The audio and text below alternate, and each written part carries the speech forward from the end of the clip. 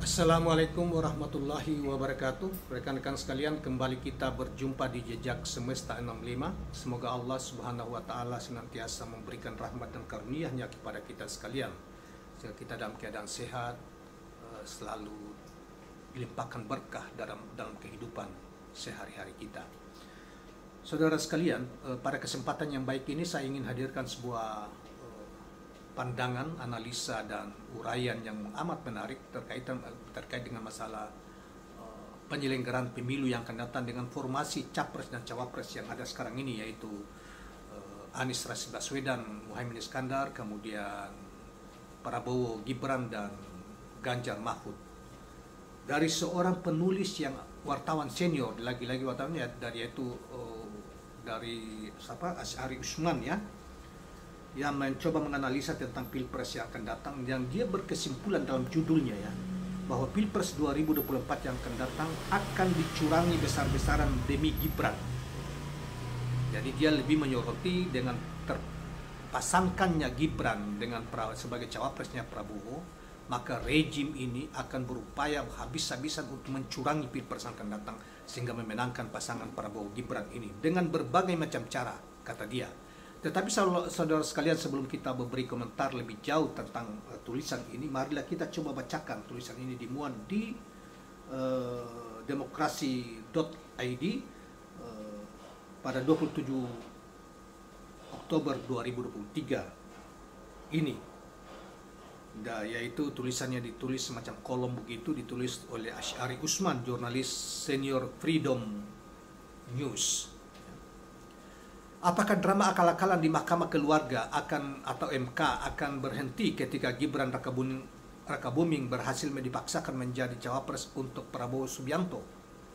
No way, tidak ada jalan, katanya. Para begundal itu dipastikan akan merencanakan pencurangan Pilpres 2024 bagi mereka memasangkan Gibran dengan Prabowo, bukan basa-basi. Mereka tidak main-main, mereka menginginkan dan akan memaksakan dengan segala cara agar Gibran duduk di kursi Wapres. Tentang mengapa mereka akan memaksakan Gibran menjadi Wapres, jawabannya singkat saja, karena Jokowi ketakutan. Dia takut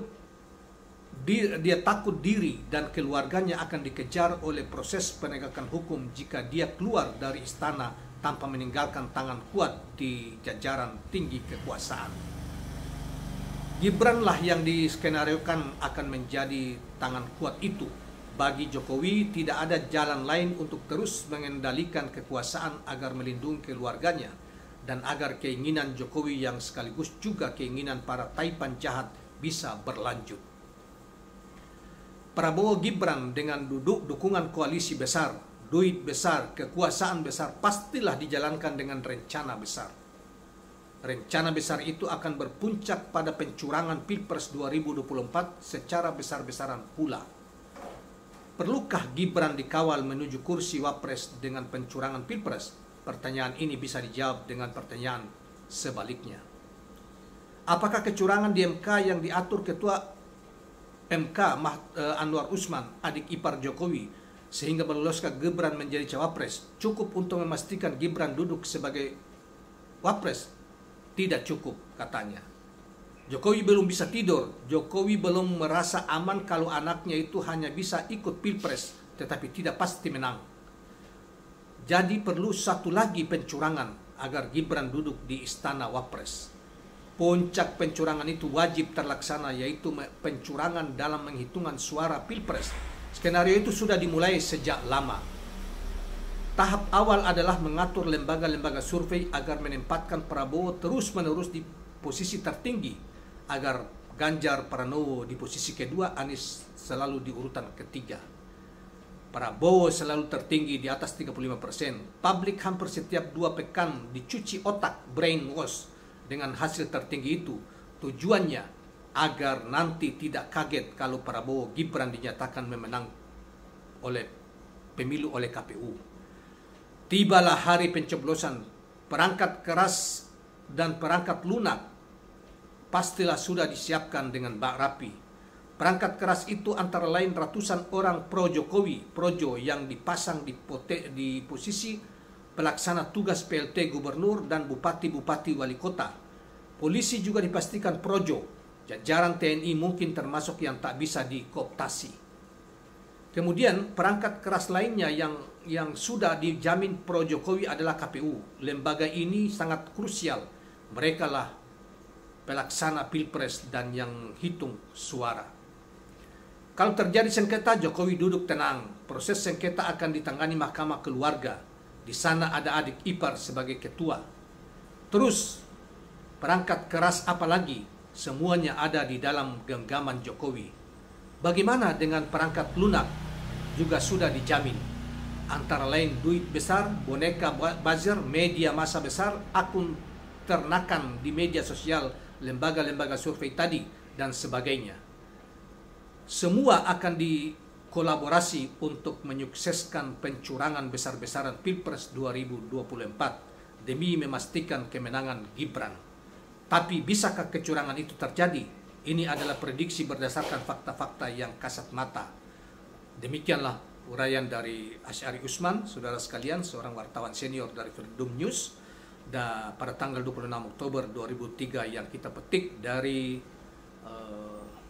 Gelora News, ya, dimuat di Gelora News, Demokrasi.id 27 Oktober 2023. Saudara sekalian, tema dan kekhawatiran yang ini oleh Asy'ari Usman ini sebetulnya fakta itu nyata. Saya termasuk yang sangat berulang-ulang di podcast ini di kalangan teman-teman tidak mempercayai hasil survei yang dimainkan oleh yang mendukung Prabowo Subianto.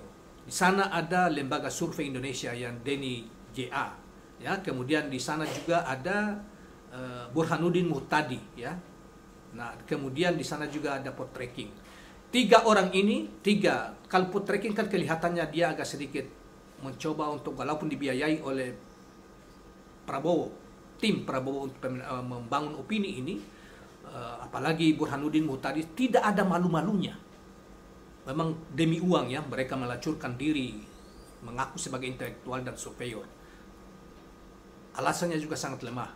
Karena kita tahu bahwa Prabowo Subianto sebetulnya itu paling terlemah dari calon-calonnya ada sekarang ini. Karena apa?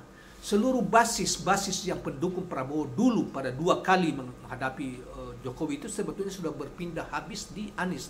Ditambah lagi basis yang pendukung utama Jokowi dari kalangan Nahdlatul Ulama juga sudah pindah ke Caimin. Dan mestinya Prabowo itu di urutan ketiga dan memungkinkan terendah sekalipun Gibran bergabung di sana. Nah, oleh karena itu apa yang dikatakan oleh setuju apa yang dikatakan oleh Asy'ari Usman ini. Nah, di sana jadi opini yang dibangun oleh LSI termasuk juga Poltreking dan Hanta Yuda, ya, Poltreking, kemudian Burhanuddin Muhtadi dengan lembaga surveinya adalah omong kosong, tipuan semua, penggiringan opini untuk Prabowo. Kalau di Ganjar masih masuk akal, walaupun dalam beberapa hal tidak masuk akal karena memang di sana ada SMRC yang juga pendukung Ganjar sejak awal, tim suksesnya Ganjar sejak awal, dan mereka tidak independen. Kemudian di sana juga ada ada lembaga survei yang lain yang pendukung Ganjar. Nah, oleh karena itu saudara sekalian, ini adalah alat penggiringan opini, alat untuk justifikasi kecurangan. Karena itu kita sarankan ulang-ulang. Di pihak Anies juga harus membuka data untuk mengimbangi apa penggiringan opini yang coba dibangun oleh 2 atau 3 lembaga yang terpecah di 2 ini. Dan ini sebetulnya sebagaimana diinisiasi oleh Jokowi selama ini, yaitu 2 saja, Prabowo dan Ganjar. Nah, tetapi kini Jokowi dengan menempatkan Gibran di posisi sebagai cawapresnya Ganjar, apa yang dikatakan Asy'ari Usman itu ada benar ada. Mereka akan berupaya berbagai macam cara untuk memenangkan Ganjar dengan kecurangan besar-besaran yang akan dirancang. Nah, memenangkan Prabowo dan Ganjar. Oleh karena Prabowo dan Gibran, bukan Ganjar. Oleh karena itu pihak-pihak, ya, Muhammadiyah, NU yang menaruh harapan besar untuk aspirasinya kepada sekarang ini ada gerakan besar ormas-ormas Islam untuk mendukung mendukung Anies dan Muhaimin, itu juga harus tetap waspada, harus tetap kuat, termasuk Ganjar harus mengontrol suara mereka dan kuat berhadapan dengan rejim yang diduga oleh Asy'ari Usman ini sebagai akan berupaya melakukan kecurangan besar-besaran dilakukan dengan pertama sekarang ini juga melakukan giringan opini yang luar biasa, termasuk menghalalkan segala cara ketika Ketua Mahkamah Konstitusi yang pamannya Gibran atau adik iparnya Jokowi sendiri itu telah melakukan langkah-langkah yang dianggap tidak patut dan menyalahgunakan kekuasaan sebagai Ketua Mahkamah Konstitusi ketika menguji materi tentang batas usia maksimal capres cawapres kemarin di Mahkamah Konstitusi dan menambahkan norma baru yang menyebabkan Gibran diduga lolos, ya, yang hari-hari ini banyak ahli tata negara telah menggugat Ketua Mahkamah Konstitusi menuntut dia diberhentikan oleh diperiksa, dan ada juga mengatakan bahwa secara otomatis bahwa putusan Mahkamah Konstitusi kemarin itu tidak sah demi hukum. Oleh karena itu gugur, sehingga pencalonan Prabowo Gibran itu tidak sah sebetulnya. Ada yang ahli tata negara seperti Profesor Denny Indrayana mengatakan seperti itu. Oleh karena itu saran kita saudara sekalian adalah kalau fenomena ini, dan kita juga pasti memastikan seperti itu, kalau upaya kecurangan besar-besaran akan dilakukan kepada Anies maupun Ganjar, maka dua kekuatan ini harus bersatu untuk mengontrol hasil pemilu. Siapapun di antara mereka yang terpilih, mereka harus saling mengikhlaskan. Bukan Prabowo dan Gibran yang menurut kita itu sudah tidak masuk akal karena dukungan Prabowo sebetulnya sudah habis. Ya. Oleh karena itu rancangan mereka untuk di mana Gibran bersama Prabowo itu untuk lakukan kecurangan besar-besaran dapat diduga seperti yang ditulis oleh Asy'ari Usman ini, maka itu bisa, dan mulai dari sekarang upaya itu sudah dibangun, ya, upaya dibangun habis-habisan opini itu melalui 3 lembaga survei yang populer, yaitu pertama itu LSI-nya Denny JA, yang kedua itu lembaga surveinya Burhanuddin Muhtadi, dan yang ketiga adalah poltrekkingnya Hanta Yuda, yang dari sanalah termasuk juga Pak Kodari, ya, dari Kodari juga yang pendukung Prabowo, yang kita tahu ada sumber-sumber teman-teman bercerita ke saya dan teman-teman Ciputat dan AMI juga bahwa mereka ini sumber dananya diambil dari Gatot Subroto.